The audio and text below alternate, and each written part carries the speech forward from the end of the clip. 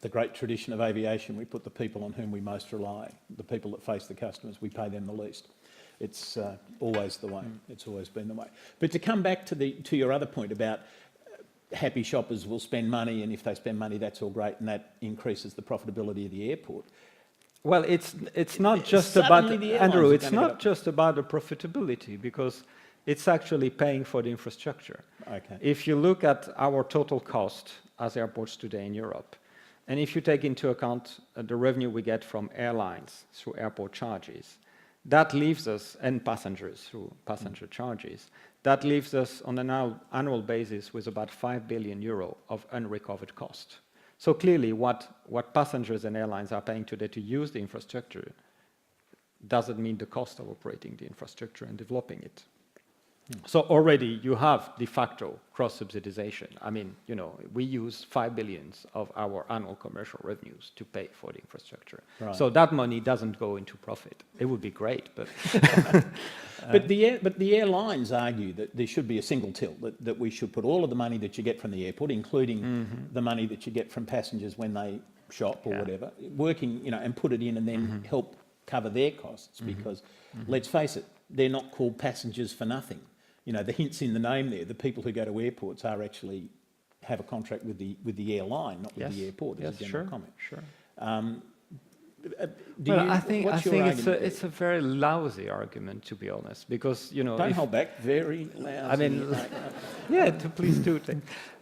You know, if you follow the same reasoning, the people who take a plane, they don't take a plane to just be on the plane. They take a plane to go to a specific destination. So why don't the airlines share part of their revenues with the destination they bring the passengers to? You know, you clearly don't understand how airlines think. Well, you know, but you know, I think and if you look at the data, I think it's quite interesting. But we've looked at that in detail. You can imagine, the airports that operate single till don't actually have lower charges than the airports that operate dual till. Is that right? Because one of the arguments the airlines raise is that a dual till is a priori evidence that you are abusing a market position. Well, I mean, this is stupid. Come on, who's buying that? At the moment, it seems the airlines are certainly forcing it very hard. They're forcing for it, but it you know, it doesn't make sense. I think it's a shame in a way. I think, you know, it's really a shame that we can't find a way to work with the airlines more cooperatively, including on this, because I think we have much more to win by, you know, putting our differences apart and look where we can find opportunities to do better together. And what's holding you back from doing that, from finding? Well, I think it's culture, it's leadership on both sides. Maybe that doesn't rise to the challenge. But you know, if you think in terms of commercial opportunities at airports, you know, instead of arguing all the way that, you know, those revenues should be fully allocated to lower charges or in how. You know, we could do a lot to develop the commercial revenues together, because actually at the moment, as airports, we have very little data on the passenger. And, you know, there was this cover from The Economist about datification. Data is the new oil. You know, today in the world we're living, data is going to be key to maximize commercial opportunities. So if we had data about the passenger, we could do a much better job at growing our commercial revenues. We could be much more effective at selling stuff to passengers, not just when they are at the airport, but already engaging with them before they come to the airport. I mean, tomorrow you're going to fly to Geneva from Brussels. You know, Brussels airport doesn't know that you, Andrew, are going to fly tomorrow from Brussels airport going to Geneva, and that, you know, you actually like that specific brand of Bordeaux wine, and that you bought that actually at another airport before. You know, if we could have that kind of data, we could certainly maximize our commercial revenue opportunities. But that data... I don't know about you, but I'm finding that a little bit scary, as a matter of fact. Well, this is where the world is going. But look, the airlines have all this data. They sit on a pile of data. They used to. Well, they still do. And, you know, if there would be a way for us to, you know, for them to share that data with us, we could certainly grow the pie together and share any additional revenues. Do you see, I mean, am I not right that Lufthansa and Munich Airport have some sort of cooperative arrangement of that? Well, they manage the terminal from which Lufthansa operates at Munich as a joint venture. Right. Yeah, Between it's a rather, I mean, it's a rather unique setup in Europe. Is it the way of the future, though? I don't know. I think it works well, certainly for Lufthansa.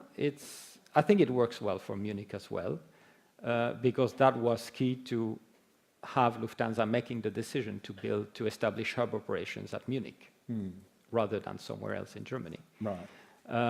But I don't think, if you look at where generally, if you look at transport infrastructure, if you look at how it is evolving and developing and the models that come with it, I don't think that vertical integration is where it's going.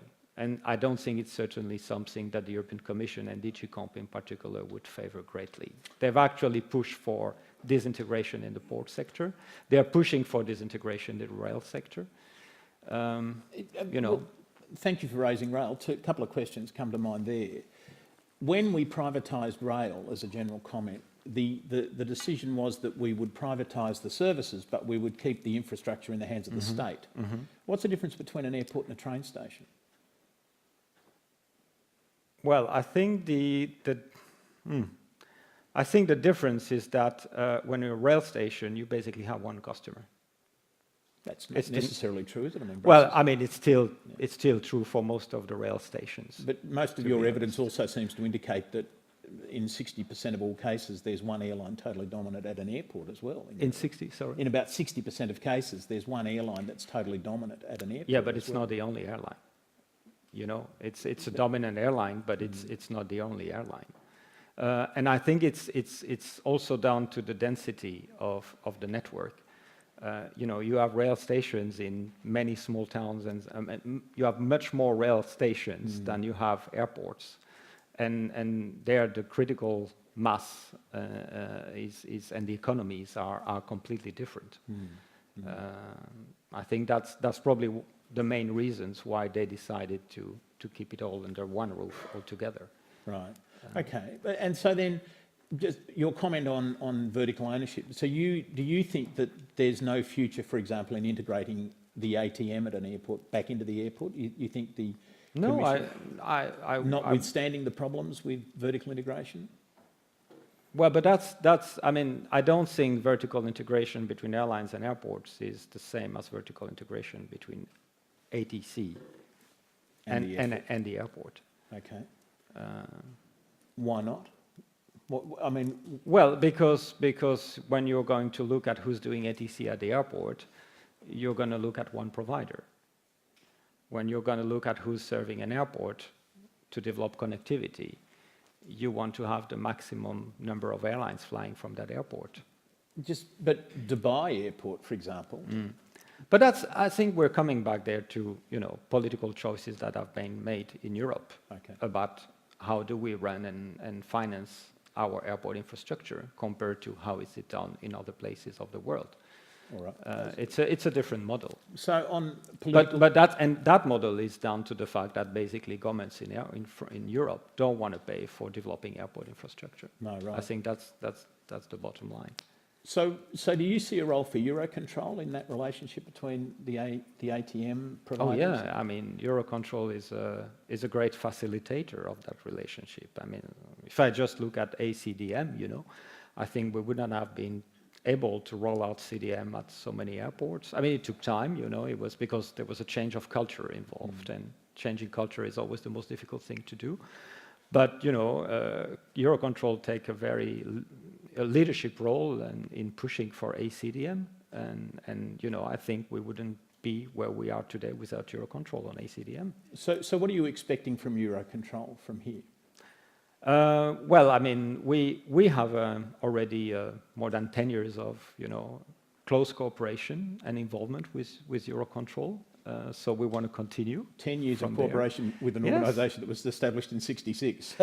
Well, yeah, but, you know, I think that's, you know, business model change. I mean, ACI is a relatively young organisation. We were formed in 1991. All right. But no, I think we want. I think EUROCONTROL has a key role to play in pushing for the integration of airports into the ATM system. Right. I think it's working well. We work on very different things and issues with EUROCONTROL. We work with the airport unit, who's doing a great job.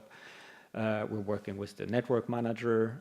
We're working with the environmental team as well on collaborative environmental management, climate resilience. EUROCONTROL has been a great supporter of our airport carbon accreditation program. We work at a more also strategic level through the fantastic work that is being done with the challenge of growth. I think, if it wasn't for EUROCONTROL doing the studies, we wouldn't have any visibility and data on the airport capacity situation in the future in Europe and how it is going to meet or not meet demand. So for us, EUROCONTROL's challenge of growth has really helped us a lot in positioning politically the issue of airport capacity in Europe. And the aviation strategy adopted by the Commission 2 years ago actually places a lot of emphasis on airport capacity, and that's in great part, if not almost in all part, because of the challenge of growth reports. So moving forward, I think coming back to your question, I think there's the network manager is key also in terms of allowing for that integration and pushing for it. At the moment, what we hear from our members is that we feed a lot of data, we get a lot of SIG to the network manager, and it's for a good cause, and we want to continue to do that. But I think many airports are still asking themselves, well, what's really in for me in terms of my operations? So I think one thing it could be good if we could find a way to get some more pre-tactical information from the network manager. Right. So my last question. If you could say one thing to Eamon today, what would you be saying? We're partners in aviation. Thank you very much. So, ladies and gentlemen, please join me in thanking Olivier for his time this morning. Thank you. Thank you, Andrew.